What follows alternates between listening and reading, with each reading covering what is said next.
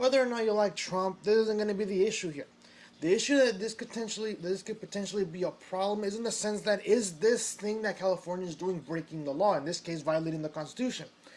Now, when I see articles like this, a lot of people are always been making huge dramas, like they're making a lot of drama over Trump's tax returns, and it's pretty ironic because a lot of politicians, it's they don't publish their tax returns when they're, when they are when they're running for office. And the thing is that look, I think that tax returns to some degree are a matter of are of private it's a private matter. I don't think a politician releasing his tax returns should be something that should be made to the public. It's just, and again, it's their information. Are they public servants? Sure, they're representing the country. But at the same time, though, not just because you're a politician doesn't necessarily mean that you should have every single aspect of your private life put out into the public. You don't see politicians like Ted Cruz being forced to tell the whole world that this is where I live because he's a senator. No, I think privacy to some degree should still be respected under these individuals. In this case, I think California is potentially violating the First Amendment in the sense that they're suppressing, and yes, suppressing people in California, in the sense that they're literally trying to block any politician who doesn't publish their tax returns in order to be on the ballot. Meaning that if you want to be on the ballot for I think it's just president. I'm not sure, but this article is going to put in some more info on that. But the point is, if you, let's say, for example, for Trump, if he wants to be on the ballot in California for 2020, he has to make his tax returns public. And I think that's a huge problem because not every single state requires that. And it could potentially lead to another court case, which potentially it could be the result of the First Amendment violation. But in California, I mean, what can I say? I live in California. It's a really crappy state sometimes, but that's just my opinion. This article's from the Washington Post, and it reads, Why Trump is suing California to keep his tax returns private. President Trump has no intention of releasing his tax returns for the 2020 election. That much is clear after California took the extraordinary step last week of blocking presidential candidates from appearing on the state's primary ballots unless they release their tax returns. And rather than release them, Trump is suing California. The effort to deny California voters the opportunity to cast a ballot for President Trump in 2020 will clearly fail. Jay Sekulow, I think that's pronounced it, Trump's lawyer, said in the statement Tuesday as Trump's campaign and the Republican National Committee filed not one but two lawsuits against California over the law. What happens next could shape on a specific standoff between Trump and the most populous state in the nation. If Trump loses this lawsuit, he faces a choice: release his tax returns or forego running in California's Republican presidential primary. As evidenced by the lawsuits, he clearly doesn't want to skip running into California. He clearly doesn't want to skip running in California. It almost certainly wouldn't affect his chances of getting the nomination because he has no credible primary challenger to take advantage of a Trump absence from the ballot in California.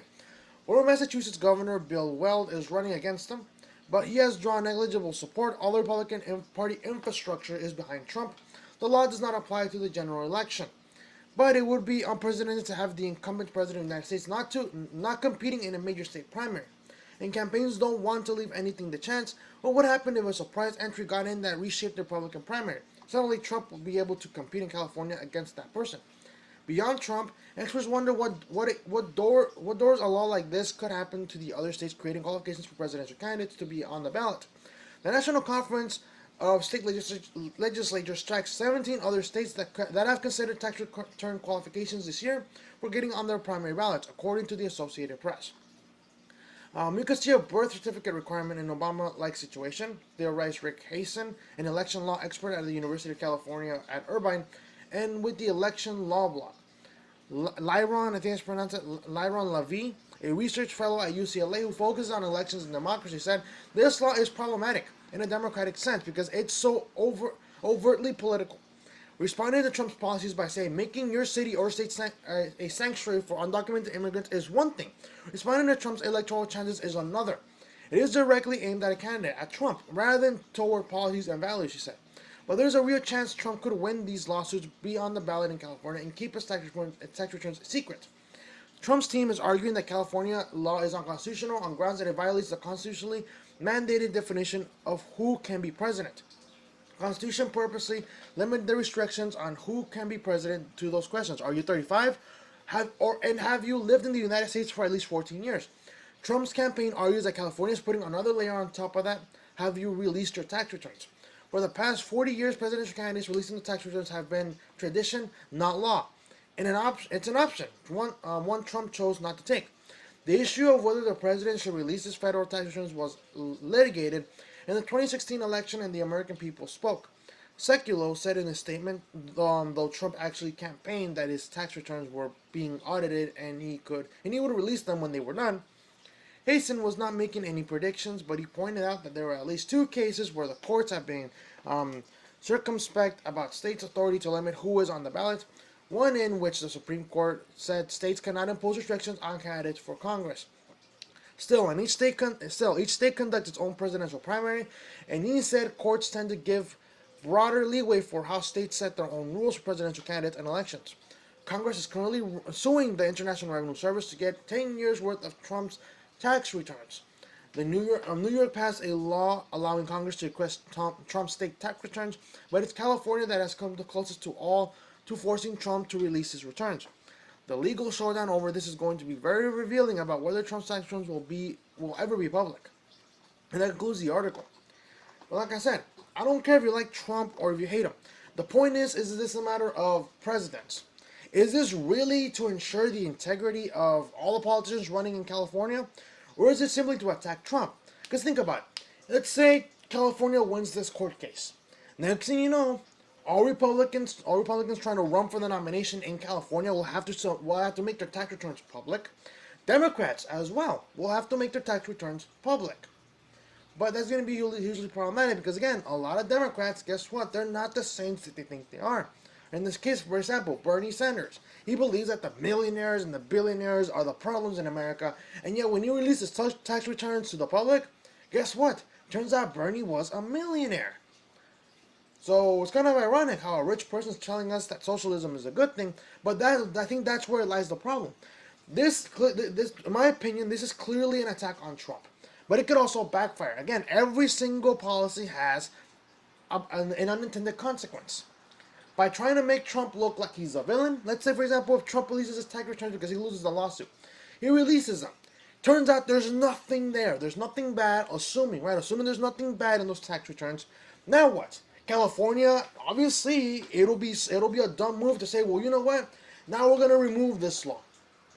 Because then it'll only verify that it was only for Trump. It was only there to get Trump, which could lead them into bigger trouble. But if California really is consistent and say, okay, you know what? Trump doesn't have anything. What now?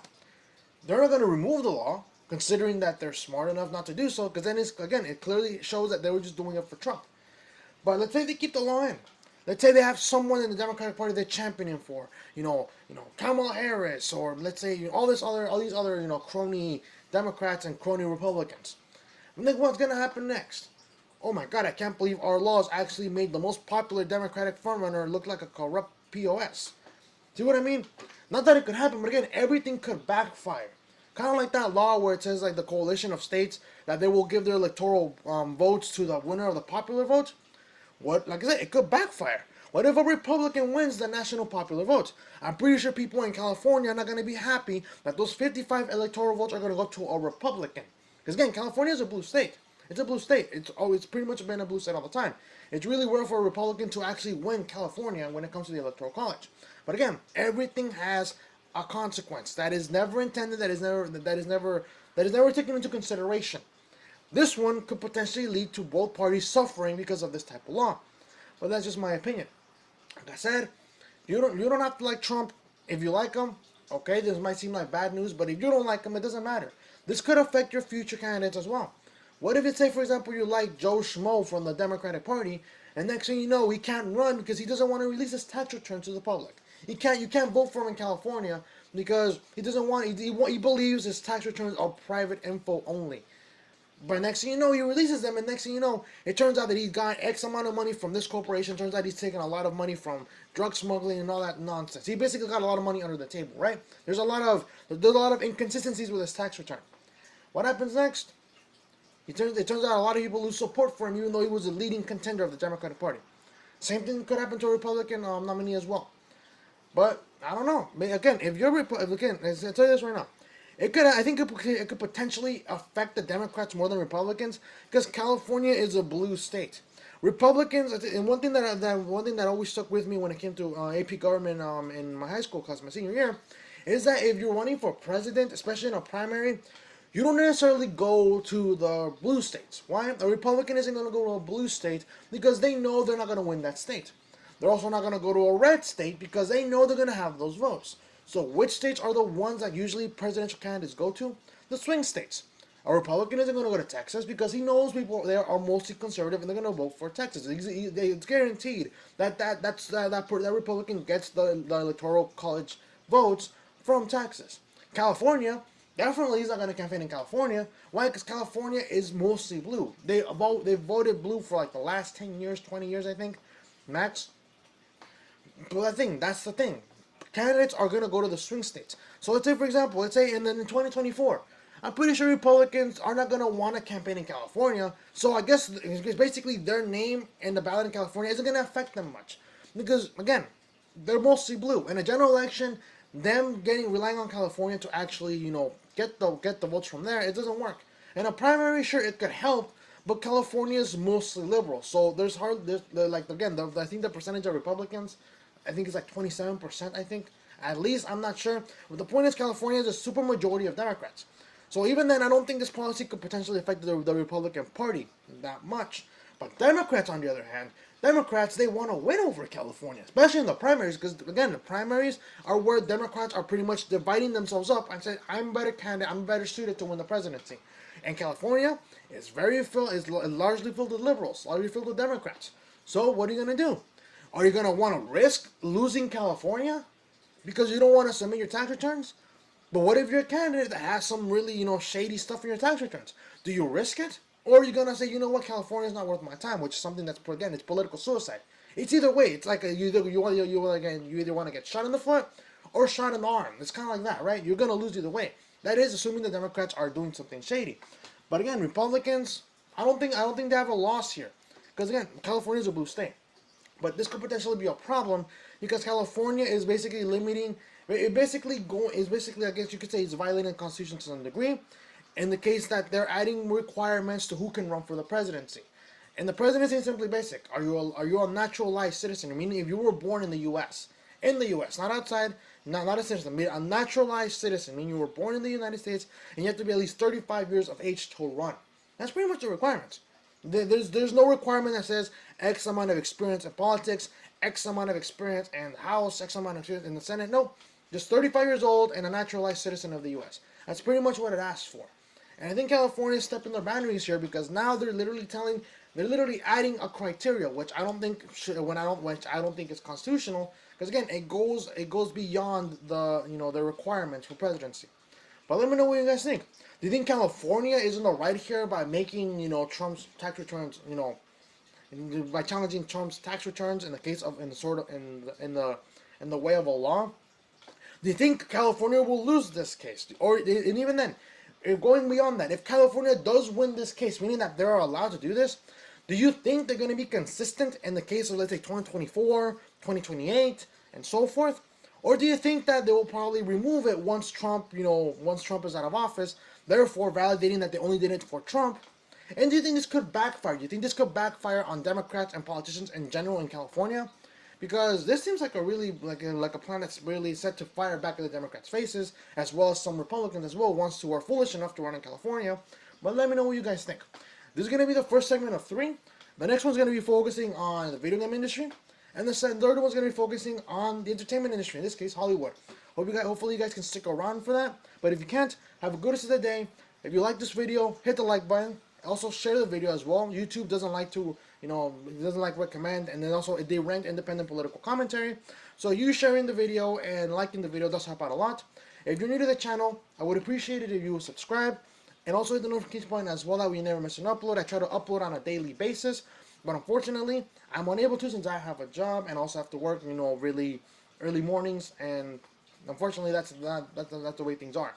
But if you can stick around, hopefully you guys can stick around for this one. If you guys like video games, you're going to love this article. Because again, it's a really controversial one. But hope you guys can stick around for that. If you can't, have a good rest of the day, you guys. Stay awesome.